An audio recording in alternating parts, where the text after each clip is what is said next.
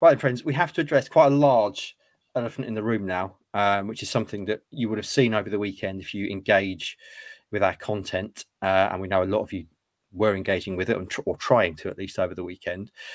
So last week, the East Anglian Daily Times, for the first time in its history, launched a digital subscription, which means that essentially you can pay to access ad-light and ad-free versions of our articles. It's £3 for 3 months. That gets you access to an ad-light website, which is 80% less advertising than it would otherwise have. And also, and this is the real thing that I'm really excited about, is the app, because that is completely ad-free.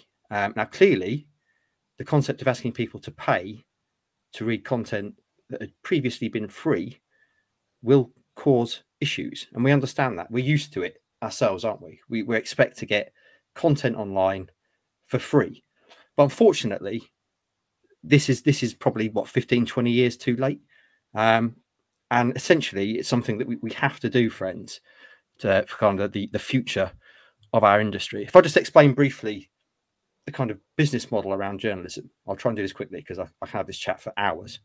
I've been a journalist for almost a quarter of a century, and this has constantly been in discussion pretty much, I would say, since day one, maybe give or take a couple of years. So advertising has traditionally funded journalism. So we journalists write the content, and the advertising pays the wages. Advertisers come to you, they say you sell 60,000 copies of the paper a day. I'm talking quite a long time ago now. We want to get involved in that. You help us to advertise our brand to all these people who are buying and reading the paper. This is what we'll pay you.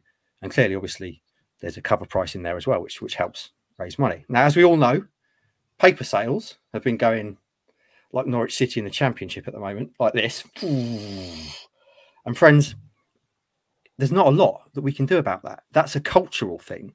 People just don't buy newspapers anymore because, and I'm the same as many of you, I work in newspapers and I can't remember the last time I bought a paper. I don't know why I would ever buy a paper, because they're out of date pretty much as soon as they hit the street. So I can totally understand that people not buying papers. My mum and dad, who are 76, religiously buy a paper because that's a habit. But I think culturally, newspapers, sadly, are declining, and that's clearly the case. In the meantime, web views have been going like this, which is great. But unfortunately, to make money out of web views, we have to throw advertising on our websites. Now, clearly, we know it's an issue because a lot of you have talked to us about it before. Our websites at the moment are stock full of ads, and it does make the user experience quite a negative one. And it's something we moan about ourselves. You get autoplay videos, things popping up you're not interested in, all that kind of stuff. So we've listened to you, friends, and we said we can take the advertising away, and we've done that. But for us to kind of make up the shortfall, if you like, and to continue to give you the journalism that you want and clearly enjoy, we have to make up that shortfall by asking you to pay for an ad light or an ad free version of what we do. So that there really is the kind of reasoning behind it. £3 for 3 months it is to start off with. As I say, 80% less ads on the website, completely ad free on the app. And we understand, friends, that when you're used to not paying for stuff and you suddenly are asked to pay for stuff, it's a bit of a mindset change. And I can understand people saying, I'm not going to do that. But what we hope is that you will support what we do, because we are here to provide a service, but equally we're also here to get paid, which is quite a big part of my life and all of us as professional journalists. So that really is the reasoning behind it. I appreciate there were some issues with registration and subscription, people trying to sign up over the weekend. We know a lot of you did, which is great. Those issues now have been ironed out, and that will be the case going forward. So that there is a brief potted history of why we're doing it and the issues facing journalism. I shall now stop talking and let the boys say anything they want to say. First thing I'd say is that the app looks good. Looks really good. Yeah. It's a really. We know that our user experience hasn't been great, don't we? In terms of the website, like you say, we see it ourselves. So I'd really say that the app looks really good, and that's something that's worth looking into. And I think, Mark, it's also worth talking about what the future looks like for the pod in terms of that as well, because I think there's been some concerns about that, hasn't there? Yeah, so the audio version of the podcast will obviously remain free. We don't want to take that away from people. We've got a big audience there, but we know equally that there's a lot of people who like to watch the video, and that is going to be part of the subscription going forward. If you want to watch the video, then you're going to have to sign up to the digital subscription. As I say, £3 for 3 months, 25p a week. Hopefully people would not consider that to be too much of a demand, even in today's kind of struggling times for many people.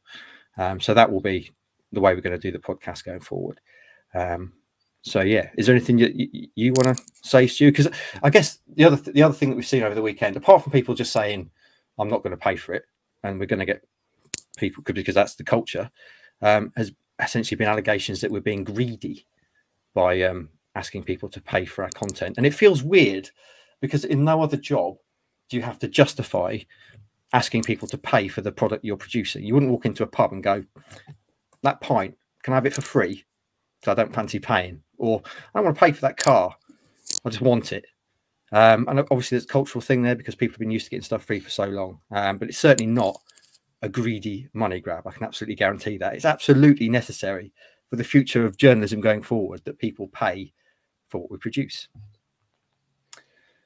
Yeah, it's an uncomfortable one to talk about this, isn't it? Because it's hard to discuss it without sounding a bit like a dick, is what I feel like. Are you just saying I've just basically spent 5 minutes sounding like a dick? No, you've very articulately sort of pointed out gently why we need to do this.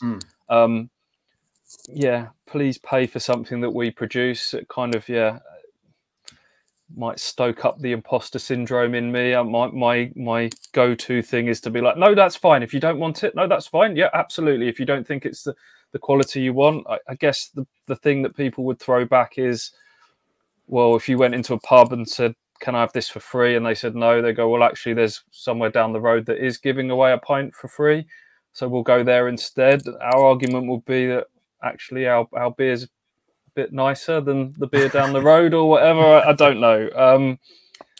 All of the stuff that you can get elsewhere, we will still be won't be behind a paywall. Anything from press conferences, as you boys have said, the podcast as an audio version will still go out for nothing.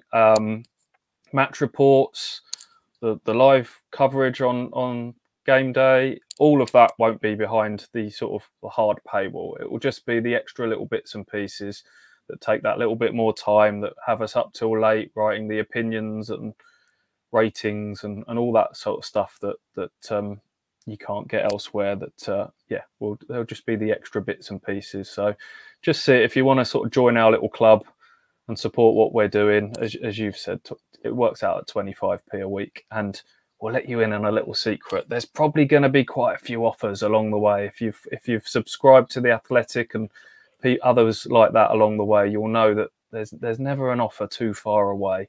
And if you listen to the pod, we'll try and give you a little heads up along the way when there's an offer coming. Can I say that? I have. Stuart's trying to give stuff away for free here. Here we go. Hey, as I say, mate, we don't edit anything out of this. Yeah. So you've said it now. It's in. There we go. Essentially, though, the key message is, listen, we know advertising's annoying. We know lots of you find it really hard to use the website.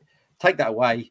Going to need you to pay a nominal amount to do that. But it's a much improved user experience. That app on its own is certainly worth, I would say, £1 a month, because you can read all the stuff we put together totally free of adverts. And that, friends, is the reason that's happening. That's something that will be happening going forward. And as Stuart says, we'd like you to support us if you can on the journey. Hopefully you see the value in what we do.